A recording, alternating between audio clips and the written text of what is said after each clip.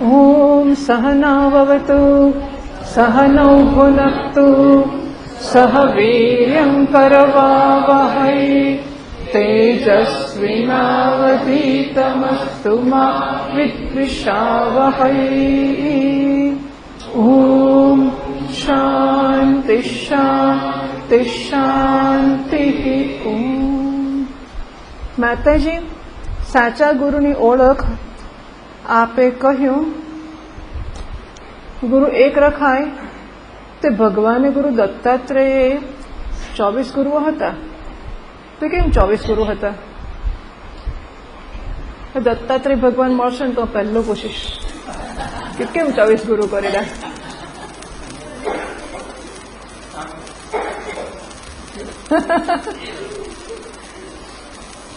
એટલે આમ તો એવું છે કે મેં કહ્યું કે હું પણ એક કરતા વધારે ગુરુઓમાંથી પસાર થઈ છું. કોઈ એક તબક્કે એક ગુરુ હતા, એમનું શરીર શાંત થઈ ગયું, એટલે પછી બીજા, પછી આ એ મારી પસંદગીથી નહીં, પણ આવું બનતું આવ્યું જે અમે સ્વીકાર્યું. એ સિવાય વિદ્યા ગુરુ એક હોઈ શકે, દીક્ષા ગુરુ બીજા હોઈ શકે, એ રીતે એક કરતા વધારે થાય. અને દત્તાત્રેય ભગવાને હતા, એમણે તો તે ગુણનું શિક્ષણ ત્યાંથી મેળવ્યું. એમાં પૃથ્વી ગુરુ હતી ને અજગર ગુરુ હતો ને કબૂતર ગુરુ હતો ને આ કોણ છે પૂછનાર? ઓ એટલે સામે બેસાડ્યો તો મને કોના જ મને કે ખબર પડે કે આ માણસ કે મામે લઈ ગયો.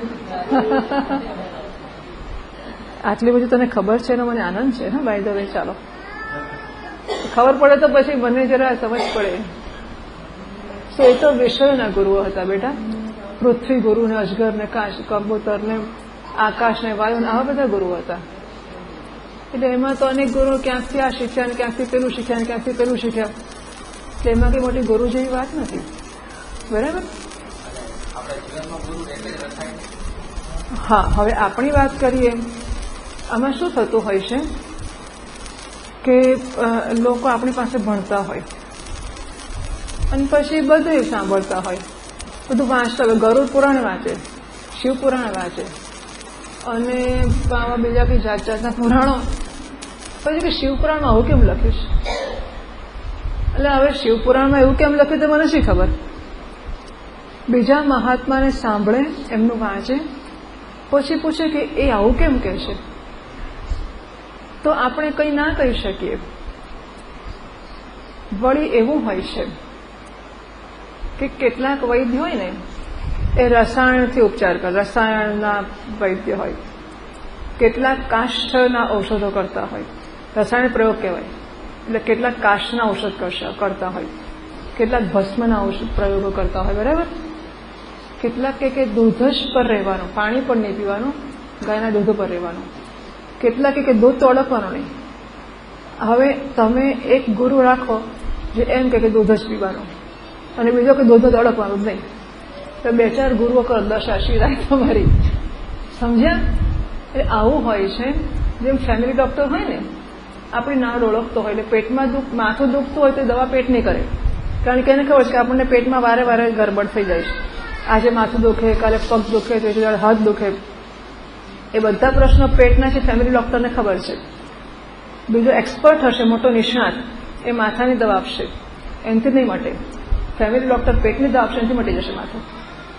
એવી રીતે આપણો ગુરુ આપણને બરોબર અંદર બહાર ઓળખતો હોય અને એટલે એની જોડે એક ટ્યુનિંગ અપ થયું હોય એ ઘણું કામ. આ બધું બહુ વિચિત્ર વર્તન કેમ આવું કરતું હોય છે? તમે શું કરવું સમજી શકો છો? હું જાણું છું he is very sincere in doing this. પણ આ વસ્તુ ગમે એટલે મને લાગે છે કે વોલ્ટેજની ફ્રીક્વન્સી આગી પાછી થાય છે, નથી લાગતું? રૂમમાં પંખો ઘણી વાર એકદમ ઝડપથી ચાલે, એકવાર ધીમે ચાલે, મને તો એવું લાગે છે. થાય છે ને એવું? મને એવું લાગે છે કે રૂમમાં પંખાઓ આગા પાછા ધેર શોઝ કે વોલ્ટેજ ઓછા વધારે થાય છે. સવારે ધ્યાન વગેરેમાં એકાએક જ અવાજ મોટો ને નાનો થઈ જતો હોય છે.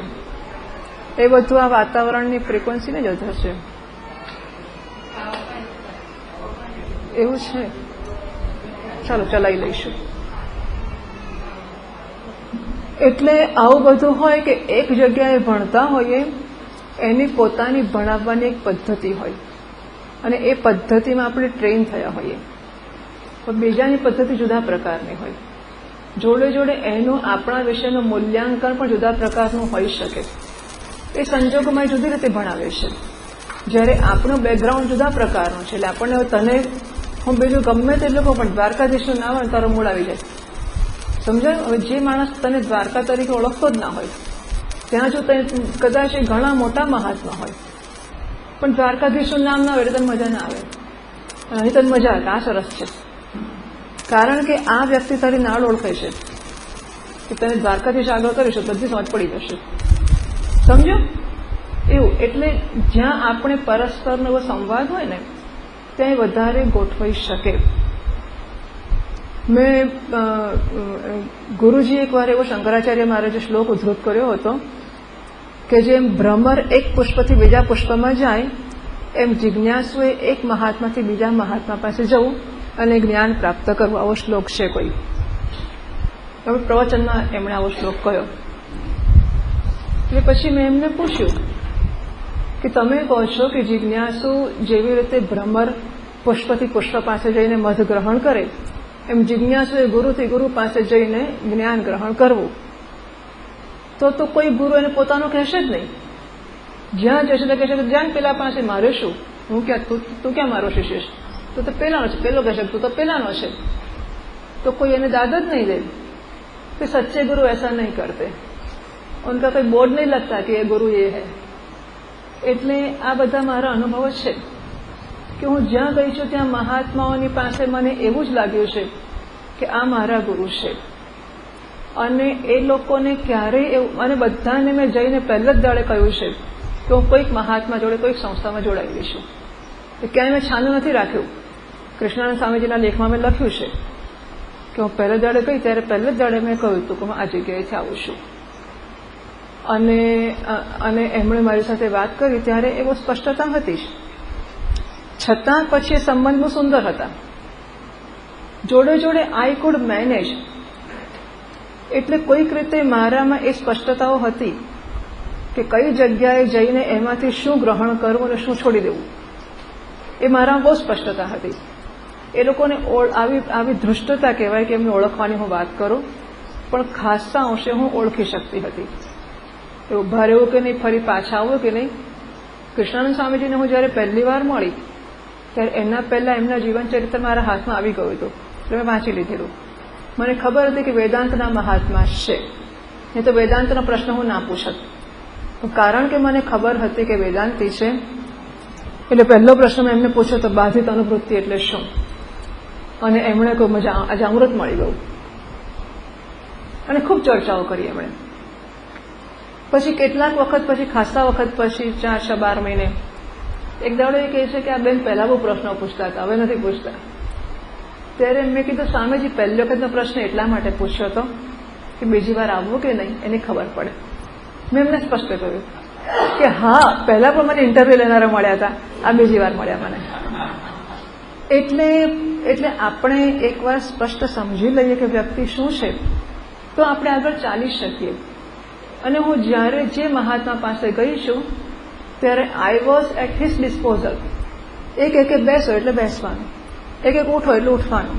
આપણે નીકળીએ કે અત્યારે હવે જવું છે અમદાવાદ, અંધારું થઈ જશે ને ગાડી લઈને આવ્યા છીએ, એક કલાક પછી જવાનું, તો પછી કચકચ નહીં કરવાની કે હવે અમારે તો અંધારું થશે, ના થશે, પેલું થશે. એમની જવાબદારી છે. એટલે બધી જગ્યાએ હું ગુરુ સાથે ડિસાઇપલ રિલેટ કરી એવું કરી શકીશું. અને છતાં એ સ્વામી કોઈ પણ મહાત્મા, ઇવન શંકરાચાર્ય મહારાજનો 2 મહિના ચાતુર્માસ અદ્વૈત આશ્રમમાં હોય અને આપણા સ્વામીજી અમદાવાદમાં હોય અને એમના વર્ગો ચાલતા હોય, એવું ઘણીવાર બન્યું કે 2 મહિના આખા હું ગુરુજી પાસે ના ગઈ હોઉં. આખા 2 મહિના 1982 થી હું જાણું છું. હું જઉં ત્યારે મારા નામથી મને બોલાવે, બધું જ હોવા છતાં એવું બન્યું હોય. એટલે હું બધે ગઈ છું, બધાને સાંભળ્યા છે, બધે મારો બહુ જ નજીકનો સંબંધ છે, બહુ આત્મીયતા છે, બધા મહાત્માને ઢગલે ઢગલા કૃપા છે. છતાં આ સ્પષ્ટતા છે કે સ્વામીજી મહારાજને સમાંતર ક્યારેય મેં કશું કર્યું નથી. આ બધા મારા ગુરુઓ નથી હું કેવી રીતે કહું, કારણ કે બધા મારા ગુરુઓ જ છે. પણ છતાં અમારા વિદ્યા ગુરુ અમે સ્વામીજીને કહીએ છીએ. સંન્યાસની દીક્ષા સ્વામી દયાનંદજી મહારાજ આપતા હોય છે, એ પ્રકારે વધારે ગુરુ છે. અખંડાનંદજી મહારાજ તો એક જ.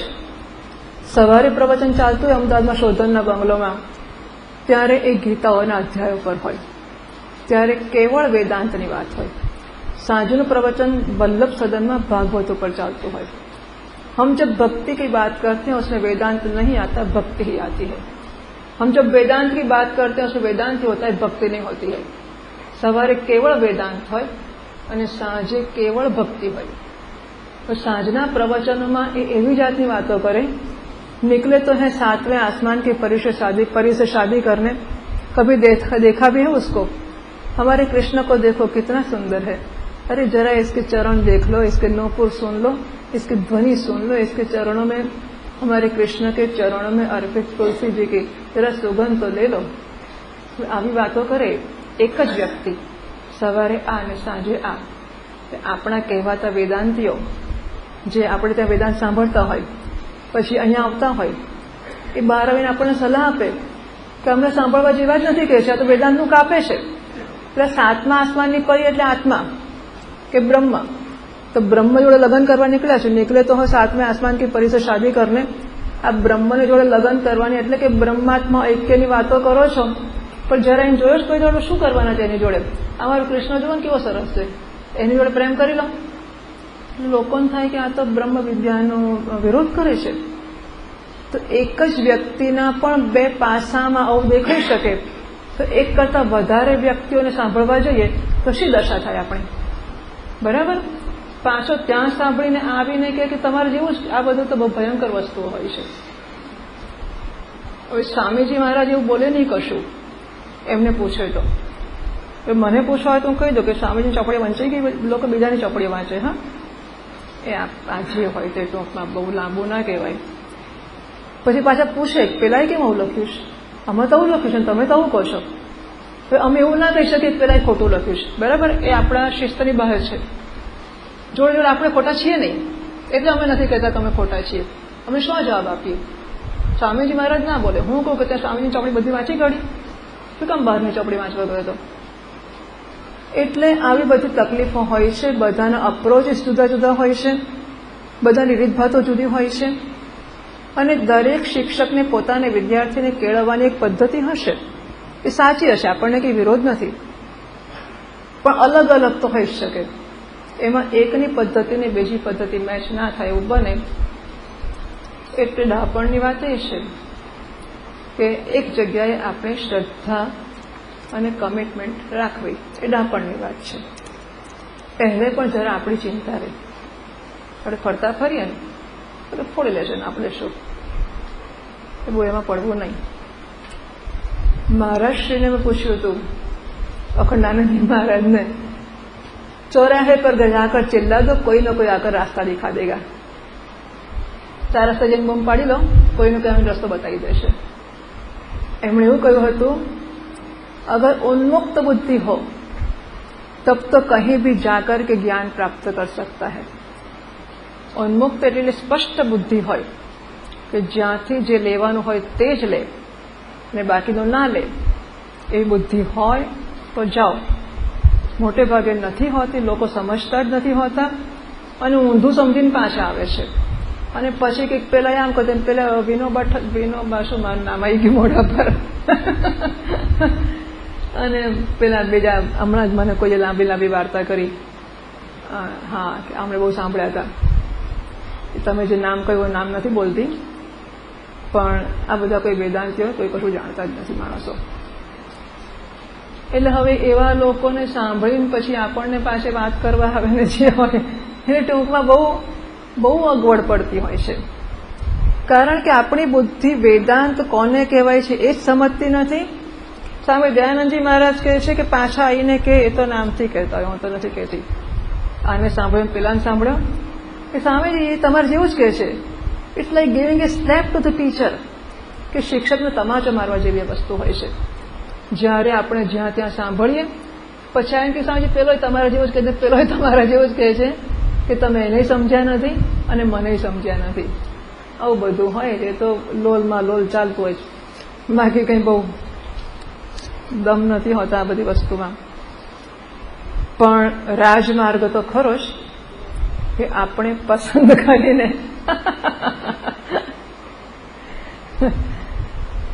આ વ્યક્તિઓ જોડે મને કોઈ વિરોધ નથી ને મેં કદાચ સાંભળ્યા કે વાંચ્યા હોય કદાચ.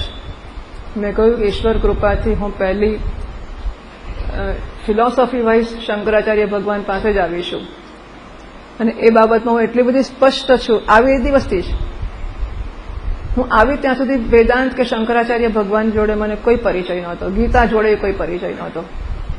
પણ આવી એ જ્યારથી શંકરાચાર્ય ભગવાન પાસે મને પહેલા દાડાથી ખાતરી છે એમના જેવું જે કહેતો હોય તો જરૂર નથી, કારણ કે આપણી પાસે શંકરાચાર્ય ભગવાન છે જ. જુદું કહેતો જ ખોટો છે, જે હોય તે. એટલે મને આવી બધી અગવડ પછી પેલાનું વાંચું નહીં કોઈ દાડો સાંભળવાનો તો પ્રશ્ન જ નથી આવતો. એટલે આપણે માટે એવું ડાપણ ખરું કે કોઈ ચોક્કસ જગ્યાએ બીજું કહે છે કે મંત્ર હોય છે એ મનની વૃત્તિઓને એકત્રિત કરવા માટે છે અને ગુરુ હોય છે એ આપણા પ્રેમને ચારે બાજુ વિખરાયેલો એક જગ્યાએ ભેગો કરવા માટે છે. અહીં પ્રેમ કરો, ત્યાં પ્રેમ કરો, ત્યાં પ્રેમ કરો, બધો પ્રેમ ગુરુજીમાં જોડાય આપણો. એને માટે બહુ જગ્યાએ હોય તો પછી આ બધું વિખેરાઈ જાય, એટલે ઇટ ડઝન્ટ વર્ક. માતાજી જપ, તપ, વ્રત વગેરે આત્મજ્ઞાન માટે જરૂરી છે. આપે કહ્યું કે આ બધાની કોઈ જરૂર નથી. કઈ રીતે? મને બહુ આનંદ થાય છે આ માણસ, કારણ કે એ જિંદગીમાં વેદાંત ભણ્યો નથી. એટલે જુઓ આ દ્વારકાધીશ શું શું કરતો હોય છે, અને મારે એને કોઈ ઓળખાણ નથી. હા તો આમ તો જ પકડી લાવી છું. એટલે આનો પરિચય હું તમને કહી દઉં. તમને એવું થાય કે આની જોડે કેમ આવો પ્રેમ વિચિત્ર પ્રકારનો હોય છે, એટલે મને લાગે છે કે મારે કહી દેવું જોઈએ. એવું છે કે ચાતુર્માસ ગુરુજીનો શંકરાચાર્ય મહારાજનો પરમહંસીમાં જબલપુર મધ્યપ્રદેશ નામનો આશ્રમ છે, ત્યાં હતો. આગલા વર્ષે કુંભ મેળામાં હરિદ્વારમાં આપણે નાટક કર્યું કે શંકરાચાર્ય મહારાજે આખું જોયું, 3 કલાક બેસીને જોયું. પછીના વર્ષે ચાતુર્માસમાં જબલપુર એટલે પરમહંસી આશ્રમમાં એમણે નાટકને નિમંત્રણ આપ્યું એમના ખર્ચે, જે 2-4 લાખનો ખર્ચો હોય એ ખર્ચ કરીને એમણે નાટકને નિમંત્રણ આપ્યું. ત્યાં ફરી 3 કલાક બેસીને મહારાજે નાટક જોયું આપણું. એમની ઉંમર 86-87 વર્ષની છે અને શરીર બહુ જ અગવડવાળું, બહુ જ ભારે ને બધું જાત જાતનું છે. બીજી વાર એમણે આખું નાટક જોયું ત્યાં. અને શંકરાચાર્ય મહારાજ જે વર્તમાન છે એ ગુજરાત દ્વારકા શારદાપીઠના અને જોશી મઠના બંનેના આચાર્ય છે. મધ્યપ્રદેશ એમનું વતન છે. આ બધા વિસ્તારો એમના મોટા મોટા એમના અંગત જ છે, બહુ જે આવું બધું છે. એટલે મધ્યપ્રદેશમાં જે નાટક બોલાવ્યું ત્યારે દ્વારકાથી સ્વામી સદાનંદજી મહારાજ દંડે સંન્યાસી છે, એ પ્રપોઝડ શંકરાચાર્ય દ્વારકા શારદાપીઠના છે. સ્વામી અવિમુક્તેશ્વરાનંદજી નામના સંન્યાસી છે, એ પ્રપોઝડ શંકરાચાર્ય શૃંગેરીના છે. અને એ વખત જોશીમઠના, હા, જ્યોતિષપીઠના. હવે એ વખતે ચાતુર્માસમાં આ બંને સંન્યાસીઓ અને ગુરુજી ત્રણે ત્યાં હતા પરમહંસીમાં. સદાનંદજી મહારાજે આવા 4-5 યુવાનોને પીરસવાની સેવા માટે દ્વારકાથી ત્યાં બોલાવેલા હતા. આ મિત્રો અમને રોજ પીરસવામાં હોય એટલો અમારો પરિચય. બસ એ સિવાય તો કંઈ ઓળખાણ કશું અમે જોયા જ નહોતા આ લોકોને. એ તો પછી પહેલો આપણે ત્યાં ઓળખ્યો એને, પણ એ જરા મીઠલો છે આવો, એટલે બધું પૂરું થાય એટલે પછી ગપ્પા મારવાઈને બેસી જાય રાતે. અને આપણે પણ કંઈ કામ ધંધો ત્યાં કે આવું ચાલતું નહોતું વેદાંત, અમથા જ ગયા હતા અમે લોકો. એટલે અને કેટલું કે 1-2 રાત મળી હશે. નાટક માટે ગયા કેટલું રહ્યા આપણે? 2 રાત. પણ એમાં એ એટલો પ્રેમ જીતી શક્યો અને એણે કીધું મારે નાટકમાં રહેવું છે. હવે આપણું નાટક અમદાવાદ પ્રેક્ટિસ ચાલતી હોય, એ દ્વારકા રહેતો હોય, નાટક તો ક્યાંય આઘા પાછા થતા હોય, પણ એણે કહ્યું કે રહેવું છે. એના નસીબે કોઈ જગ્યા ખાલી પડ્યો, પછી તરત દ્વારકા થયું. આ એનું નસીબ જુઓ પાછું. મધ્યપ્રદેશના નાટક પછી દ્વારકાના નાટકનું આપણે નક્કી કર્યું. સ્વામી સદાનંદજી મહારાજ ત્યાં જ હતા, તારીખ નક્કી કરી નાખી. દ્વારકા જવાનું હતું નાટક માટે, તો નાટકમાં જે પૂજારીનો રોલ છે એ કરનારો છોકરો ના આવી શક્યો અને આને રહેવું હતું. એટલે અમે નક્કી કર્યું કે દ્વારકાજીને આને પકડી લઈશું. એટલે અમે આમ ઘણા રોલ નાના નાના હોય, બહુ મોટા ના હોય. એને માટે ઘણું અઘરું હતું, કારણ કે હી નેવર ડીડ ઇટ.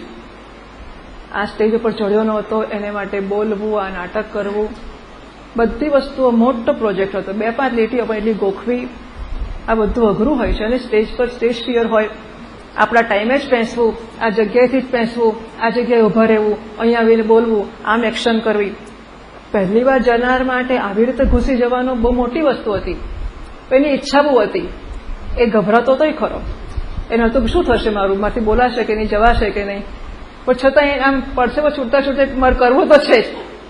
આખો દાડો એને મહેનત કરીને તૈયાર કરી નાખ્યું પાત્ર એનું, અને સાંજે નાટકમાં એ રહ્યો અને હી ડીડ ઓકે. પછીનો શો મુંબઈ થયો, એટલે મુંબઈ પણ આવ્યો. એ મને લાગે પછી પેલો પૂજારી ના જ આવ્યો, કેવું જે થયું તે પેલો જતો રહ્યો, આ નવો પૂજારી પકડાઈ ગયો.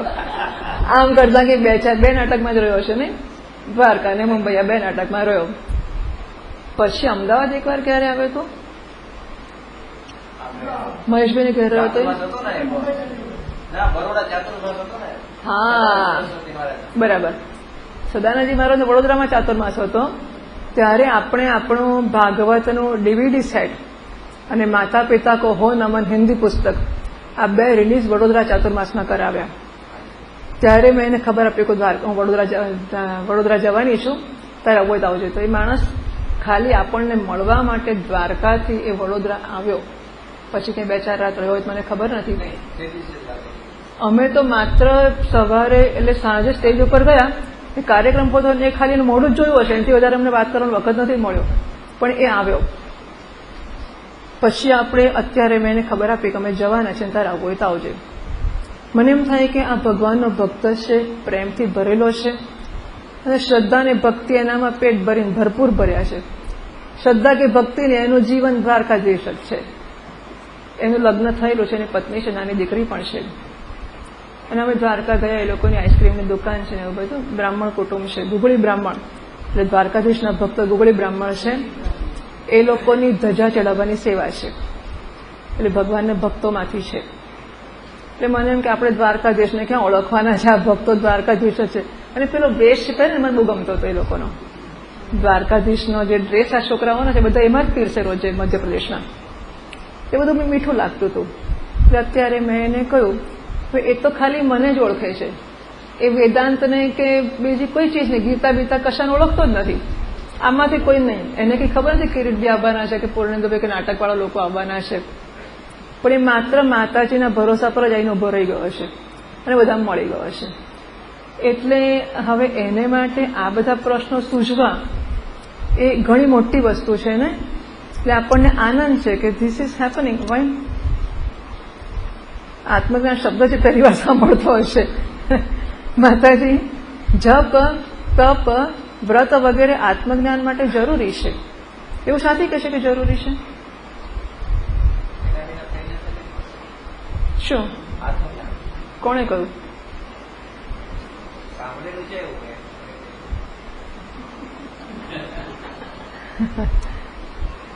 આ ચર્ચા મારે કાલે કરવી હતી, જોકે પછી મોડું થયું એટલે મેં અધૂરી મૂકી. એવું છે કે વર્ણાશ્રમ ધર્મનું સાધન ચતુષ્ટય સંપત્તિમાં શું સ્થાન છે? દરેક વર્ણ અને દરેક આશ્રમને માટે શાસ્ત્રોએ કર્મો કયા છે, તો એ કર્મનું કોઈ સ્થાન તો હોવું જોઈએ ને. પછી એ વૈદિક કર્મ છે અને એમાં અધિકારીત્વ છે કે આ વર્ણ માટે આ આશ્રમ માટે આ અને આને માટે આ નહીં. તો એ બધું શું નકામું છે? તો જુઓ, કર્મને માટે અધિકારીત્વ છે કે આ કર્મ આનાથી જ થાય, આ કર્મ આનાથી ના થાય, એવું ખરું. એ વૈદિક કર્મોમાંથી વૈદિક કર્મ નિષિદ્ધ કર્મ એટલે ન કરવાના કર્મો 1, કામ્ય કર્મ કામના પૂરી કરવા માટે કરવાના કર્મ 2, નિત્ય કર્મ દરેક વર્ણ કે આશ્રમના રોજના નક્કી કરેલા કર્મ, નૈમિત્તિક કર્મ દરેક વર્ણ અને આશ્રમ માટે નિમિત્ત આવે એટલે કરવાના કર્મ, અને પ્રાયશ્ચિત્ત કર્મ ખોટું થઈ ગયું હોય તો એને ન્યુટ્રલ કરવા માટે કરવાના કર્મ. વેદમાં આટલા કર્મો કયા છે. એટલે નિષિદ્ધ કર્મ તો નહીં કરે એવી આશા રાખીએ. આ પુણ્યને તો કામ્યમાં જ મૂકવા પડે ને. પુણ્ય કર્મ કરે માણસ તો કામ્ય એટલે ઈચ્છા પૂરી કરવા માટેના કર્મ. તો પુણ્ય કર્મ જ્યારે કામના પૂરી કરવા માટે કરવામાં આવે ત્યારે ફળ આપીને પૂરા થઈ જશે. પણ પુણ્ય કર્મ જ્યારે ફળની ઈચ્છા વગર કરવામાં આવે, શુભ કર્મ, અને એની પાછળ વૈરાગ્યની માગણી કરવામાં આવે કે શુભ કર્મ કરું છું ભગવાન, મારે તને મેળવવો છે, મારે વિવેક જોઈએ છે, મારે વૈરાગ્ય જોઈએ છે, તો પુણ્ય કર્મ જો એમાંથી ફળ માગીશું તો ફળ આપશે, ભૌતિક ફળ આ લોક કે પરલોક રૂપી. અને એમાંથી જો એવું માગીશું કે વૈરાગ્ય મળે તો એ આપશે. વૈરાગ્ય કયા પ્રકારે આપશે એ પણ એની વ્યવસ્થા છે. ભગવાન ભાગવતમાં કહે છે યસ્યાહમ અનુગૃહ્ણામિ તસ્ય વિત્તમ હરામ્યહમ, જેના પર અનુગ્રહ કરું છું એનું ધન હું ઝૂંટવી લઉં છું. ધન ઝૂંટવી લઉં એટલે પેલો ભિખારી થઈ જાય. ઝૂંટવે એટલે એને શરમ ના આવે, આપણને કોઈ લેતા શરમ આવે, બધું ખાલી થઈ જશે. આ તો એને કોઈ જાતની ચિંતા નથી હોતી. એને ઝૂંટવવું હોય તો ખાલી ખાલી કરી નાખે માણસને. પેલો બિચારો બાવરો થઈ જાય કે હવે હું શું કરીશ. એટલે પછી એ ઓછીનું પાછીનું લેવા નીકળે ને, ભીખ માગવા તો ના નીકળાય.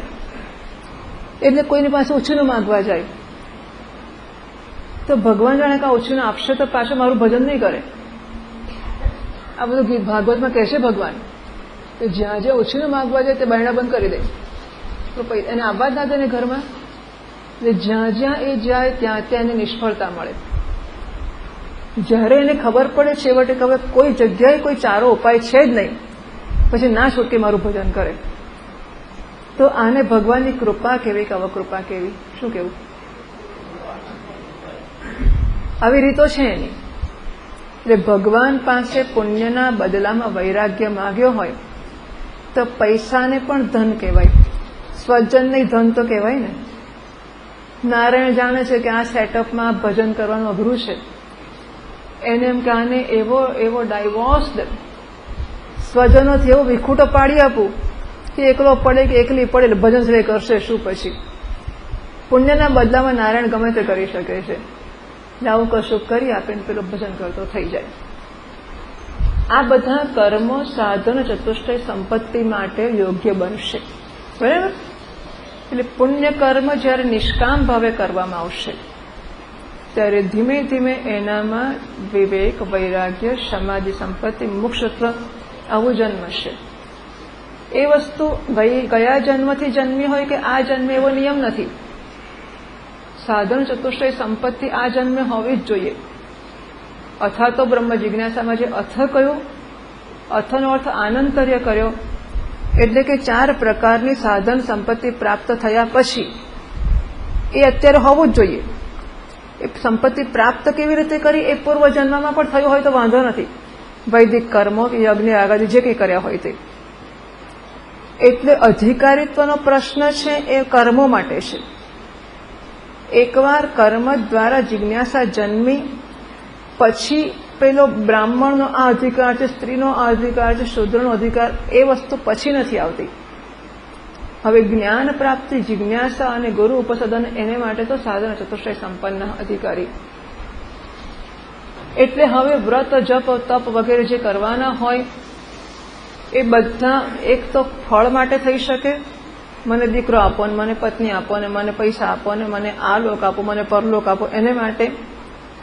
અથવા તો શરૂઆતમાં એને માટે હોય, પછી ધીમે રહીને એ બધી વસ્તુઓ ભગવાન માટે એટલો પ્રેમ થઈ જાય કે જેથી કરીને પછી ભગવાનને ખુશ કરવા માટે આપણે કરીએ ફળની ઈચ્છા વગર, એવું થઈ શકે. હવે ભગવાન ખુશ થઈ ગયો પછી ભગવાન જોડે ભાઈબંધી કરવાની કે પેલા જા રામ રામ રામ રામ કરવાનું, શું કરવાનું?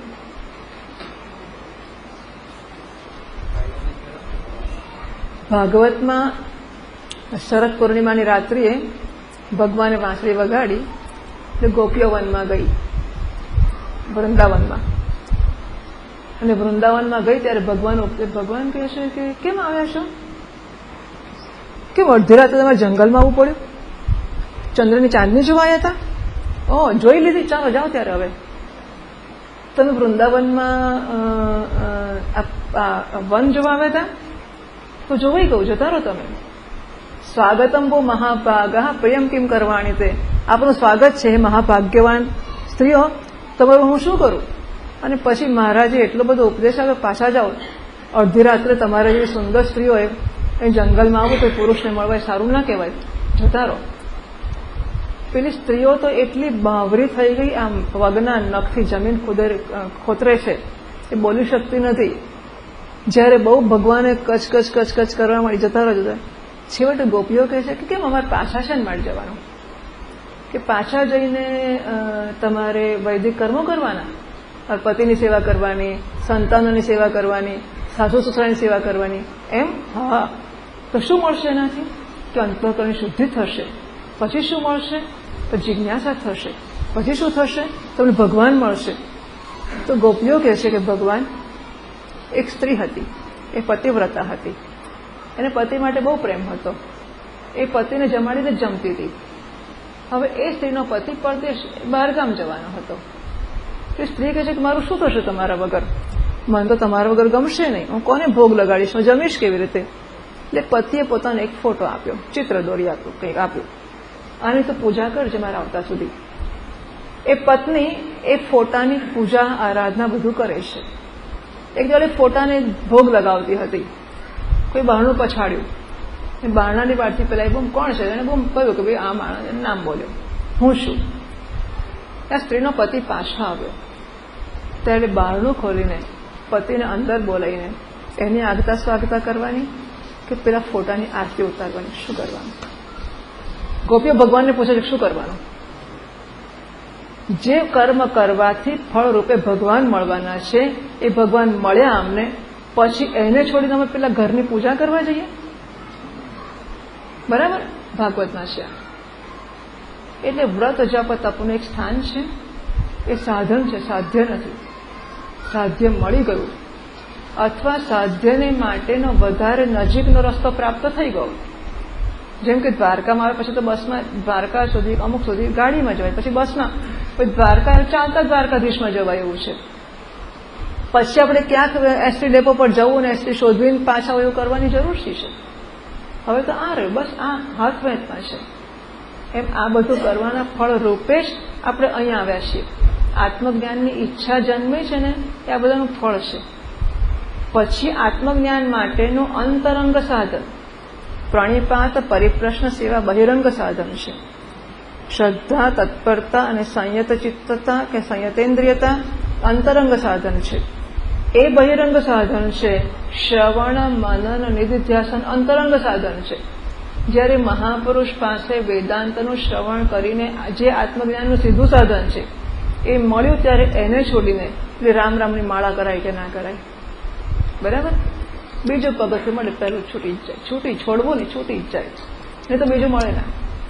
અને જો બીજા પગથિયે ચઢ્યા અને પહેલા પગથિયેથી પગ ના ઉંચકીએ, એક પગ તો બીજે પગથિયે મૂક્યો, પછી પહેલા પગથિયાથી પેલો બીજો પગ ના ઉંચકીએ તો શું થાય? પછી પેલો ત્રીજા પગથિયે મૂકીએ અને પેલો પહેલોથી ઉંચકીએ જ નહીં તો ચીરાઈ જાય માણસ. એટલે જેમ જેમ ચડીએ તેમ તેમ નીચેલું છૂટે છે. બરાબર, એવું છે. માતાજી, આત્મજ્ઞાની કઈ અનુભૂતિ ખરી આપણને ખબર પડે કેમ? આપણા સંચિત અને ક્રિયા, મને એમ કે પાછળ સાંભળતો નહીં, બધું સાંભળે છે આ માણસો.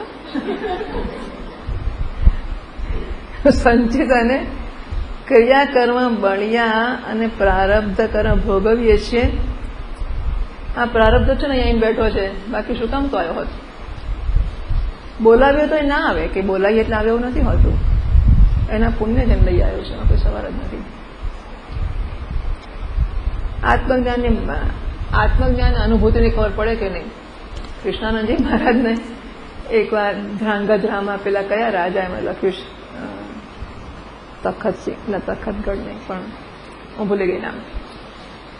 તો કોઈકના ઘરે ભાગવત કથા માટે બોલાવેલા, પછી જમીને ઉઠ્યા અને હાથ ધોવા ગયા ત્યારે પેલા રાજાએ પૂછ્યું કે બાપજી જ્ઞાન થયાની ખબર કેવી રીતે પડે?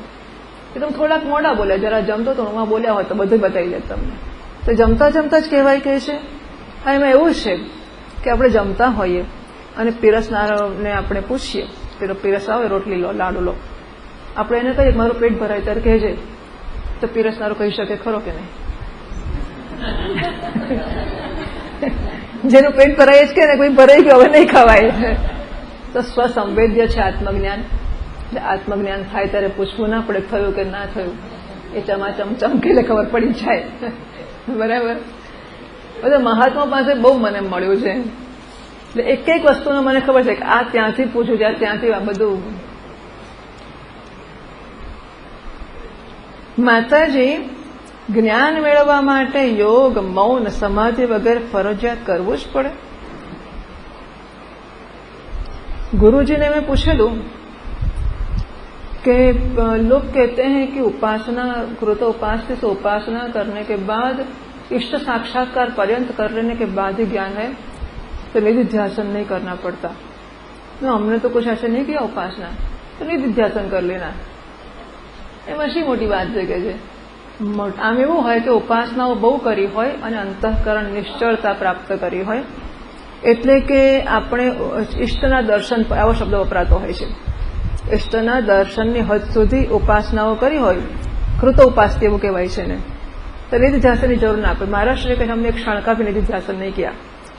अखंडानंद जी महाराज कहते हमने एक क्षण का भी निधिध्यासन नहीं किया, कारण के एमणे पेलो रामचरित मानसनी चौपाई મને યાદ નથી, પણ કાકભૂષણ દિવાળી જગ્યાએ છે કે આંખ ભરીને અવધેશાનું દર્શન કરી લો પછી હું નિર્ગુણમાં મન પૂરવીશ.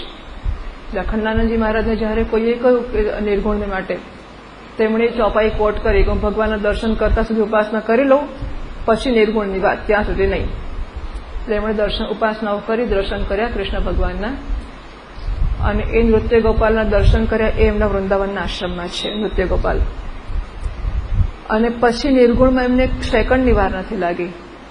हमने एक क्षण का भी निधिध्यासन नहीं किया. तो मैं गुरुजी ने शंकराचार्य महाराज ने पूछा कि भाई मैं तो कई उपासनाओं करी नहीं, तो शू करूं? तो निधिध्यासन कर लेना. એટલે તો આ બધી વસ્તુઓ આગળ પાછળ થઈ ના થઈ. આપણે જે કરવાનું છે that is integration of the head and the heart. એટલે બુદ્ધિ અને અંતઃકરણ એ બેનો સંવાદ સાધવાનો છે. બુદ્ધિ એટલે સમજનારી ફેકલ્ટી, અંતઃકરણ એટલે માણનારી ફેકલ્ટી. બુદ્ધિને આત્મજ્ઞાનનું મૂલ્ય છે, પણ મનને મજા તો દ્વારકાધીશમાં જ આવે છે. આ એ ભલે જ મારો આત્મા હોય, પણ બુદ્ધિ કહે કે આ હું એક જ છું, પેલું અંતઃકરણ દ્વારકાધીશમાં જ મજા આવે. તો જે સમજનારી ફેકલ્ટી છે, પાસો છે બુદ્ધિ, એ જે સમજે એને આણે માણવું પડે. જો એવું નહીં થાય તો આ જેને માણશે ત્યાં બુદ્ધિને નીચે ઉતરવું પડશે. બુદ્ધિની સમજની ઊંચાઈએ જો અંતઃકરણને એટલે કે માણનારી ફેકલ્ટીને નહીં લઈ જઈએ તો બુદ્ધિ નીચે ઉતરીને એને ભજીયા ગમતા હશે તો બુદ્ધિ કહેશે ભજીયા તો ખાવા જ જોઈએ, ભજીયા જ ખવાય. કંઈ કે લાડવા દાળ ભાત શાક માટે થોડા આવ્યા છે, એ તો ઘેર ખાઈએ જ છે ને, અહીં તો લાડુ ભજીયા માટે જ આવવાનું હોય. જો આપણે વેદાંત ભણીને વિષયના ત્યાગની વાત કરીશું પણ આનંદ આપણો વિષયમાં જ હશે તો બુદ્ધિ પણ વિષયને ન્યાય આપતી થઈ જશે. એટલે કોઈક પણ પ્રકારથી આપણે આપણા વ્યક્તિત્વ જોડે મિત્રતા તો કરવાની જ છે. એ તમે જપથી કરો કે ધ્યાનથી કરો, જેનાથી જે કરવું હોય તે કરો, પણ આ એકવાર સિદ્ધાંત સમજાશે ને પછી આ કંઈ મોટા પ્રશ્નો નથી કે આજે આ કરવું, કાલે પેલું કરવું, શું કરવું. માતાજી મૌન અને સમાધિ ધારણ કરવાથી આપણને શો ફાયદો થાય છે એ આવી ગયો જવાબાની અંદર. માતાજી ગુરુ મંત્ર આપે તેના જાપ કરવાથી આત્મજ્ઞાન થઈ શકે છે? ના, મંત્રના જપથી નથી થતા હોતા. સંન્યાસીઓને સંન્યાસ વખતે બીજા મંત્ર આપવામાં આવતા હોય છે. એટલે આ જપ અંતઃકરણને તૈયાર કરી શકે, પણ એ અંતઃકરણમાં તત્વમસી કહેવું પડશે અને તત્વમસી અહમ બ્રહ્માસ્મિ જન્માવવું પડશે. એ શરતે બીજી બધી સાધનાઓ કામ લાગી શકશે. એટલે ગુરુજીનો ઉપદેશ તો થવો જ જોઈશે અને એ ઉપદેશથી અનુભવ પણ જન્મવો જોઈશે. માત્ર જે 4 આશ્રમો છે તેમાં રહીને આપણને આત્મજ્ઞાન પ્રાપ્ત કરી શકીએ, મોક્ષની પ્રાપ્તિ થઈ શકે.